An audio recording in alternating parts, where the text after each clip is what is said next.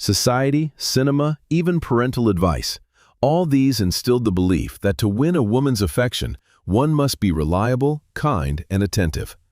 It was thought that one should unconditionally fulfill her every wish as soon as it arose. We were taught that devotion could ignite passion, but this proved to be a misconception. Devotion only breeds gratitude. It fosters friendship and creates an atmosphere of comfort, but it does not awaken true attraction. One only needs to look around to see this. Men who seem perfect in every way, those who call back immediately, who agree with her every opinion without question, who put her on a pedestal, these are the ones who end up being dumped, or even worse, are kept around solely for stability.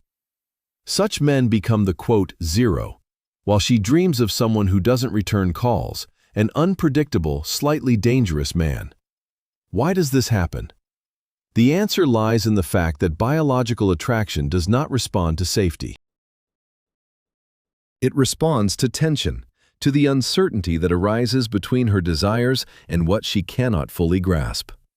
The female psyche is wired to seek support, a strength capable of withstanding her inner chaos, not a submissive servant who bows to it. If you are tired of playing the nice guy role, who always ends up with nothing, if you are tired of being overlooked while less deserving men attract attention, you need to understand the dark psychology of attraction. You must stop asking for permission and start managing biology. In a woman's mind, there is a quote, a dormant mechanism that, once activated, bypasses logic, ignores reason, and appeals directly to instincts. Most men never learn about this switch. However, if you continue reading, you will be shown not only its location, but also how to activate it. And once that happens, you will never have to chase anyone's affection again. First and foremost, let's dispel the greatest illusion. Many believe that seduction is something that is done a specific phrase, an expensive gift, a casual touch. Such thinking is a manifestation of scarcity mentality. Seduction is not an action. It is an energetic state. It is the ability to manage anxiety, especially your own. When you are with a woman you desire, your heart rate increases. You start overthinking your words. You feel awkward silence because you fear it means boredom. You exude neediness, and neediness is the most repulsive chemical signal a man can emit. It screams of scarcity. It screams that you have no other options. It screams that she is the prize and you are the lucky winner. And at that moment, her attraction wanes. To awaken her sexual side, you must change the dynamic. You must become the void. A black hole does not chase stars. It simply has such immense gravity that stars have no choice but to orbit around it. How do you create this gravity? By mastering the art of absence. Modern men are addicted to presence. You are always available. You are always online. You are an open book. There is no mystery, no shadow, no question mark. You are a solved puzzle. And no one plays with a puzzle they have already solved. You must learn to withdraw. Not out of malice, not to play games, but to regain your own center. When you are with her, be entirely there, intense, focused, piercing. But when you leave, be entirely absent. Let her wonder what you are doing. Let her wonder who you are with. Let her wonder if you are thinking of her. The human mind hates uncertainty. It tries to resolve it. And how does a woman resolve the uncertainty of a man who isn't chasing her? She thinks about him. She analyzes his last message. She replays his last glance. She creates a fantasy in her mind to fill the void you left. And here is the dark truth. She falls in love with the fantasy she creates in your absence, not the reality of your presence. By constantly being around, you deprive her of the pleasure of missing you. You rob her imagination. Stop stealing her fantasies. Give her space to obsess. Carl Jung, the founder of depth psychology, spoke of the shadow, the repressed, dark, primitive side of the human psyche. Civilization demands that we suppress this side. We are taught to be polite, harmless, and compliant. But suppression does not mean elimination. The shadow is still there, waiting. Women are biologically drawn to men who have integrated their shadow. This is the archetype of the dangerous protector, the monster who chooses to be a monk. The nice guy is not moral. He is harmless. He is nice because he lacks the capacity to be dangerous. He is a rabbit, and a woman cannot feel safe with a rabbit because a rabbit cannot protect her from wolves. But a man who possesses the capacity for aggression, for dominance, for chaos, but who keeps it under voluntary control, such a man is attractive. This is why the bad boy trope exists. It's not that she wants to be treated badly, it's that the bad boy demonstrates autonomy. He doesn't follow the rules, he sets them. He isn't afraid to offend, he isn't afraid of conflict. You don't need to become a criminal, you need to become disagreeable. Stop agreeing with everything she says. If you don't like the food, say so. If her opinion is wrong, challenge it. If she is acting childish, disengage. When you disagree, you show that you have a backbone. You show that your reality is stronger than hers. You show that you cannot be bought with approval. A woman will test you. She will push your buttons. She will create drama. She will be late. She does this not because she hates you. She does it to see if you will break. She shakes the fence to see if it's strong. If you apologize when you've done nothing wrong, the fence falls. She knows she can control you. And if she can control you, she cannot respect you. But if you stand firm, calmly, unperturbed, amused by her chaos but not succumbing to it, she feels a wave of relief. She thinks, quote 7, and that safety allows her to relax. It allows her to surrender. And surrender is the path to female arousal. She cannot surrender to a man she can dominate. Let's delve into the mechanics of value. In economics, value is determined by supply and demand. If the supply is infinite, the value is zero. Air is essential for life, but because it is everywhere, you don't pay for it. Diamonds are useless, but because they are rare, people kill for them. Most men behave like air. They are everywhere. They are free. You must become a diamond. This means you must ration your approval. The modern woman is drowning in attention. She posts a photo and 500 men like it.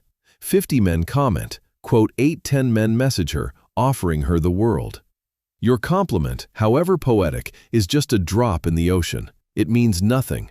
To stand out, you must starve the ego to feed the soul. Don't compliment her beauty. She knows she's beautiful. She's heard it 1,000 times today. It's boring. Instead, observe her. Notice something real. Notice how she hesitates before speaking. Notice her dark sense of humor. Notice how she scans the room. And when you speak, praise that. One way to make a lasting impression is through a subtle psychological technique that involves demonstrating deep insight. For example, when someone observes another person and says, underscore quote underscore 9 underscore, this isn't just a compliment. It's more of a cold reading that reveals subconscious character traits. Such a remark demonstrates extraordinary perceptiveness, conveying the message, underscore quote underscore 10 underscore. This display of understanding can be intoxicating, making the person feel truly known and understood. It also establishes the speaker as an authoritative figure, capable of seeing beyond the superficial mask. Furthermore, in behavioral psychology, there's a powerful tool known as intermittent reinforcement.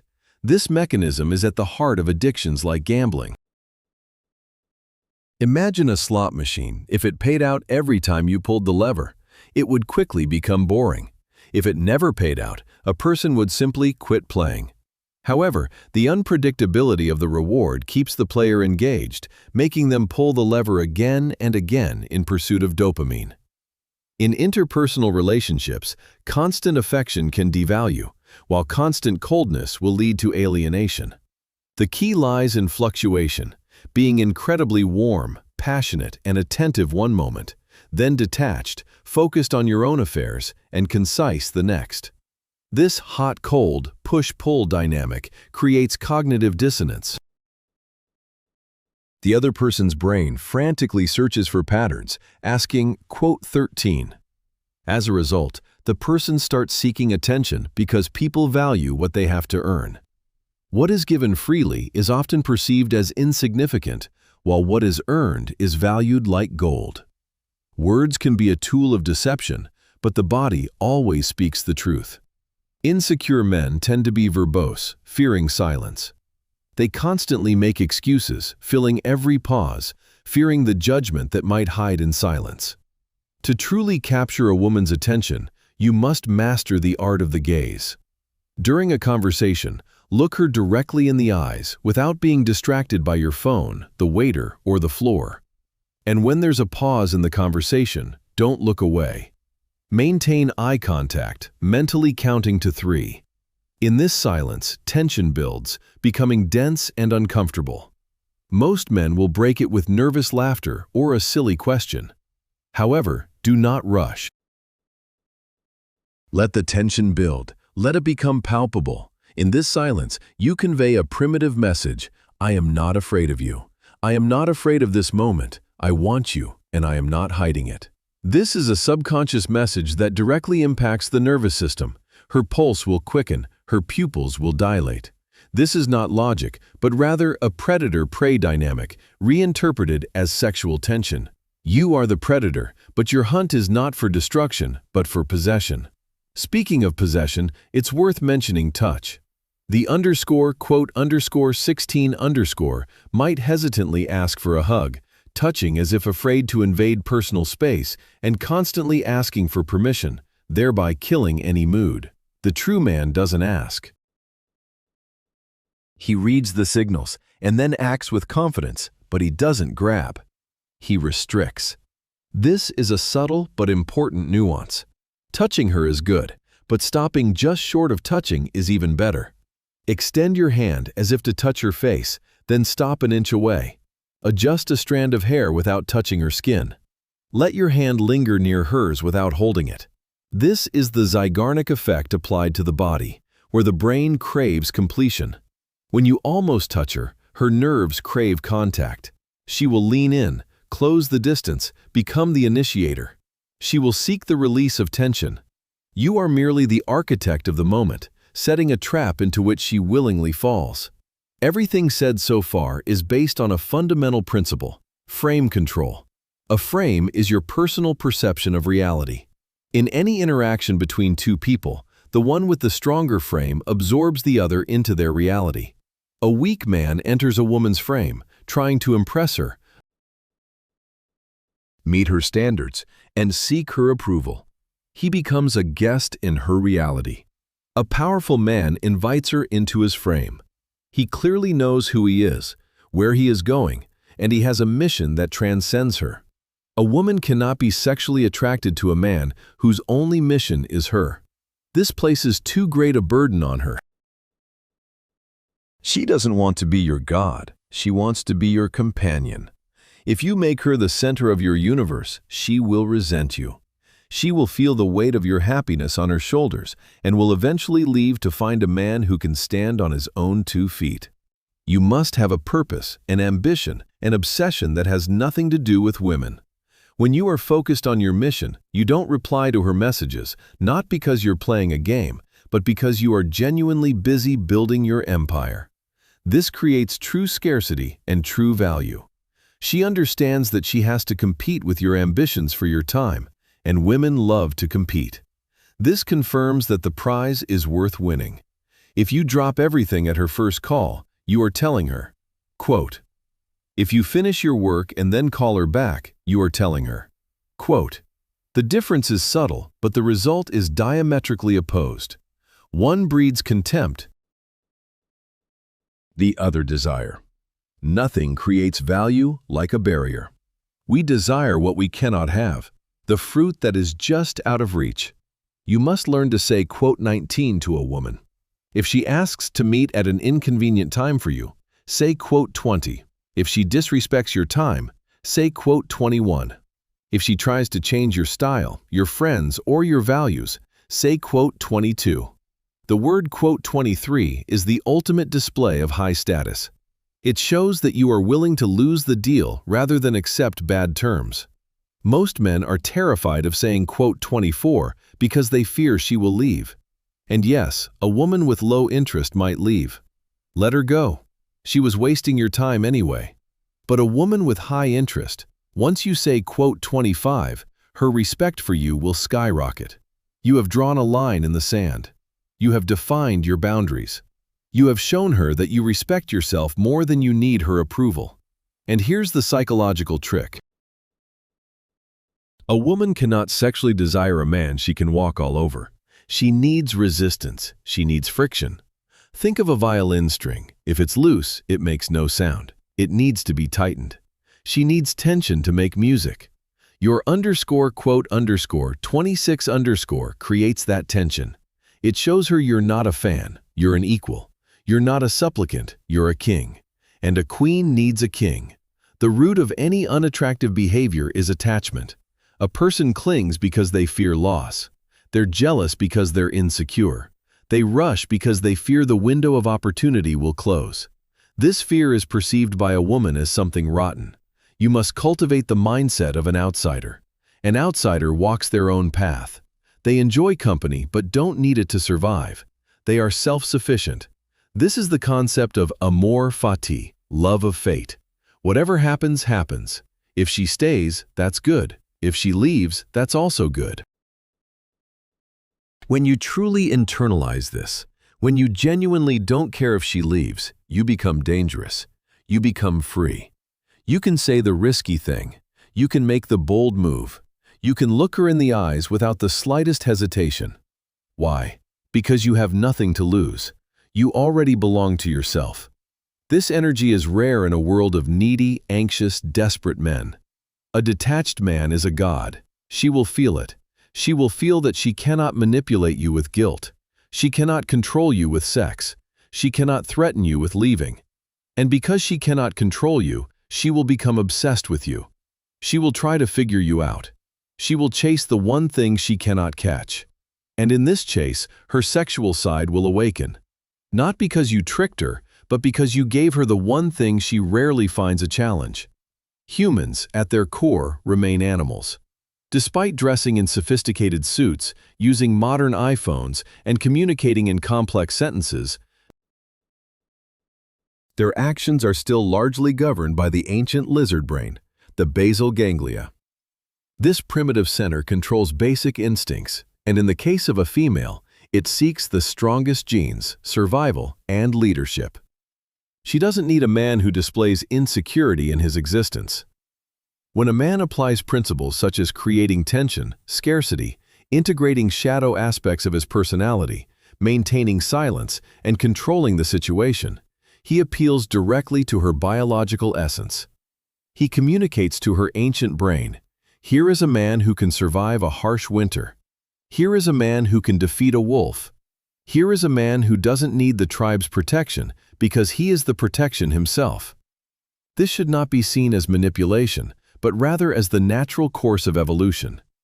A man sheds weakness and socially conditioned softness, reclaiming his primal masculinity, which is his inherent right. There's no need to apologize for this, and certainly no need to soften this side of your nature. The awakening of a woman's sexual side is not something a man gives her. It's a reflection of who he truly is. It's about becoming a man of such attraction, such depth, and such self-possession that her biology simply cannot remain indifferent. However, be cautious. Once this switch is activated, it cannot be turned off. Once a man becomes this way, he can no longer revert to the role of the nice, harmless, unnoticeable guy.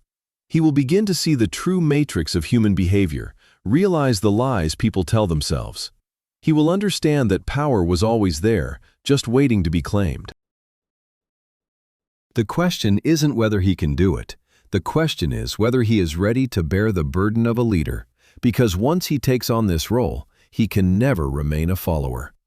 Most men, after watching a video like this, will just nod their heads and then immediately go back to instantly replying to messages, apologizing, and begging for crumbs of attention. They choose comfort, choosing the slow death of the quote 29 . But those who remain here are different. They are ready to step into the darkness, ready to become outsiders. They are building a brotherhood of men who refuse to be mediocre. The darkness is not empty. That's where the real work begins. Welcome home.